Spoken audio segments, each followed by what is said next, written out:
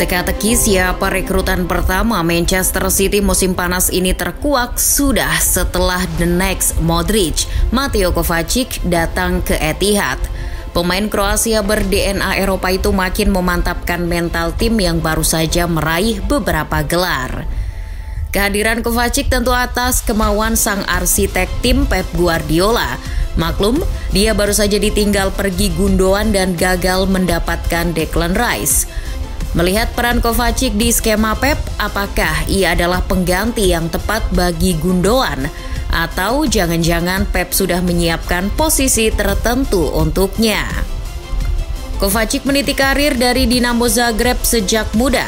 Perjalanannya ke klub papan atas Eropa baru diawali di tahun 2013 ketika Inter Milan merekrutnya. Berseragam nerazzurri di pertengahan musim 2012-2013, Kovacic digadang-gadang bisa tampil apik. Tapi sayang, Kovacic tak maksimal dimanfaatkan Inter Milan. Baik itu di bawah pelatih Stramacchioni, Mazzarri maupun Roberto Mancini. 3 musim bersama La Beneamata, torehannya tak cukup mentereng bagi pemain yang digadang-gadang sebagai penerus Luka Modric itu. Menurut Transfermarkt, catatannya hanya 97 laga dengan torehan 8 gol dan 11 assist. Setelah tidak di Inter, Kovacic bergabung ke Real Madrid. Ia meninggalkan Inter pada 2015. Ada 2 alasan yang melandasi pilihan Kovacic. Alasan pertama adalah faktor Luka Modric. Diketahui Kovacic mengidolakan Modric dan menganggapnya sebagai sahabat.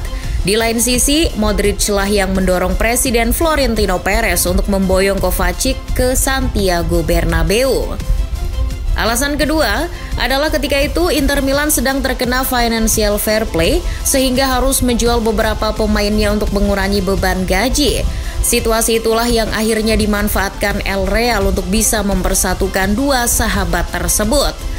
Dicap sebagai penerus Modric, ia rela mengantri di skuad Real Madrid sebagai pemain inti. Sebab Los Blancos di bawah pelatih Zidane sudah menemukan formula trio gelandang maut dalam diri Casemiro, Kroos, dan Modric. Kovacic nyatanya hanya sebagai pelapis belaka selama 3 musim di Bernabeu. Menurut Transfermarkt, torehannya hanya 3 gol dan 8 assist dalam 109 laga yang dilakoninya. Tapi di sisi lain setidaknya ia banyak belajar dari para seniornya. Kovacic juga beruntung dapat merasakan mental seorang juara ketika dirinya menjadi bagian dari hat-trick juara Liga Champions Real Madrid. Meski banyak raih trofi, namun ia belum puas karena hanya jadi ban serep. Melihat situasi tersebut, Chelsea bersedia menampungnya dengan status pinjaman selama semusim. Di bawah skuad asuhan Maurizio Sarri, Kovacic mendapatkan tempatnya sebagai starter. Ia membentuk trio tangguh lini tengah bersama Kante dan Jorginho. Tak butuh waktu lama bagi pemain yang berstatus pinjaman itu untuk menularkan DNA Eropanya. The Blues langsung dibawanya menjadi juara Liga Eropa 2018-2019 dengan mengalahkan Arsenal. Musim berikutnya Kovacic dipermanenkan oleh Chelsea. Selama dilatih Frank Lampard, ia tidak memperoleh 1 pun trofi. Akan tetapi ketika Thomas Tuchel datang di pertengahan musim 2020-2021, Kovacic kembali menularkan DNA Eropanya ke Chelsea. The Blues dibawanya meraih gelar Liga Champions usai di partai final mengalahkan Manchester City. Sempat oleng musim ini dengan berbagai masalah internal Chelsea, Kovacic akhirnya memilih hijrah dari Stamford Bridge. Bak dapat durian runtuh, di saat Chelsea butuh beberapa pilarnya untuk cabut, ia malah ditawar klub yang musim ini merajai berbagai kompetisi, Manchester City.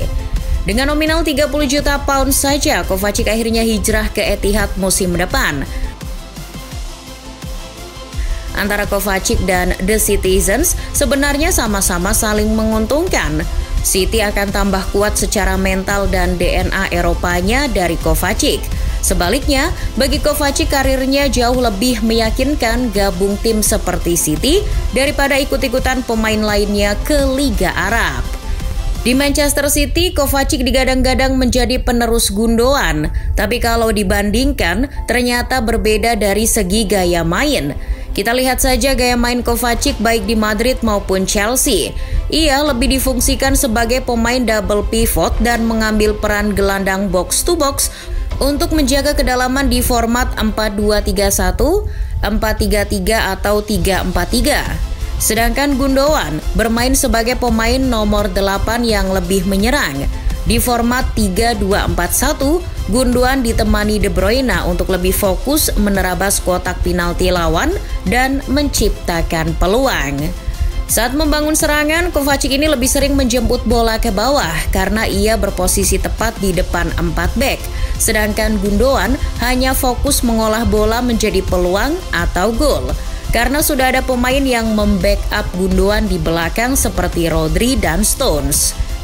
Kalau ingin membandingkan secara fungsi, sebenarnya peran yang diemban Kovacic mirip dengan Rodri. Ia lebih cocok sebagai ball winner sekaligus pengatur tempo permainan lewat kualitas umpannya. Contohnya ketika Kovacic mengirimkan umpan lambung yang menjadi gol bagi Noni Madueke ketika melawan Arsenal. Di sisi lain, Kovacic ini ternyata lebih unggul dalam hal statistik most ball carries atau pemain yang banyak menggiring bola di Liga Inggris musim 2022-2023. Menurut Opta, nilainya hanya kalah dari Rodri yang berada di posisi pertama. Kovacic di angka 20,4 dan Rodri di angka 21,6. Menjadi pemain yang jago menggiring bola bukan berarti dia tak punya kelemahan. Justru disitulah yang jadi bumerang bagi Kovacic, sebab ia kerap kehilangan bola berkat terlalu lama menguasai dan mendribel bola. Berbeda dengan Rodri, meskipun banyak mendribel bola, ia lebih baik dari segi melindunginya. Kovacic dianggap lemah melindungi bola, ia juga dianggap kurang satset dalam mengirimkan umpan ke depan. Sebagai seorang yang berposisi sebagai pivot, ia cenderung lambat dalam mengantisipasi lawan. Lalu apa dong rencana Pep yang pas untuk Kovacic? Jadi pivot atau jadi Gundogan baru? Bukan Pep namanya kalau tak bisa mengoptimalkan peran para pemainnya di berbagai posisi. Lihat saja John Stones di posisi barunya sebagai gelandang. Nah, hal itu juga akan berlaku bagi Kovacic musim depan. Setidaknya kala kehilangan kesempatan merekrut Declan Rice, peran Kovacic untuk menemani Rodri atau bahkan sebagai rotasi Rodri di posisi pivot jadi semakin besar. Sebagai pengganti Gundogan pun sebenarnya ia punya modal statistik yang mumpuni. Dari segi shoot creating action atau keterlibatan si pemain dalam aksi yang menghasilkan tembakan, nilainya menurut FBref termasuk tinggi. Angkanya sekitar 3,21 per 90 menit, hanya terpaut sedikit dengan Gundogan yang mencapai angka 3,36. Di sisi lain secara umpan progresifnya pun lebih baik dari Gundogan. Kovacic di angka 7,93, sedangkan Gundogan hanya di angka 6,61. Meski dari jumlah gol maupun assist tak seproduktif Gundogan, Kovacic setidaknya bisa jadi alternatif pengganti Gundogan dengan gaya main berbeda. Apapun nanti soal posisi Kovacic, yang jelas ia lebih fleksibel dan multiguna bagi skuad City. Serahkan dulu saja semuanya pada Pep, niscaya semuanya akan beres.